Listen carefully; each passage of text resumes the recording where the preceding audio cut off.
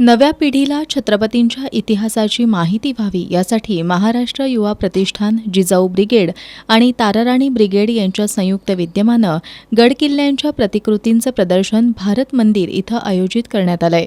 आमदार जयश्री जाधव यांच्या प्रमुख उपस्थितीत या प्रदर्शनाचं उद्घाटन करण्यात आलं. यावेळी आमदार जयश्री जाधव यांनी या प्रदर्शनातील गडकिल्ल्यांच्या प्रतिकृतींची पाहणी करून विद्यार्थ्यांशी संवाद साधला. या प्रदर्शनाच्या माध्यमातून स्वराज्यासाठी योगदान दिलेल्या सर्व घटकांची माहिती देण्यासह गडकिल्ल्यांचं स्वराज्य उभारणी आणि स्वराज्य रक्षणातील महत्त्व अधोरेखित करण्यात आलंय. या प्रदर्शनात 60 किल्ल्यांच्या प्रतिकृती मांडण्यात आल्यात. किल्ल्यांच्या प्रतिकृतींसह संबंधित किल्ला कुणाच्या काळात बांधण्यात आलाय, किल्ल्याचे प्रमुख कोण होते, त्या किल्ल्यांचं स्वराज्याच्या इतिहासातील महत्त्व काय आहे याची माहिती देण्यात आली आहे.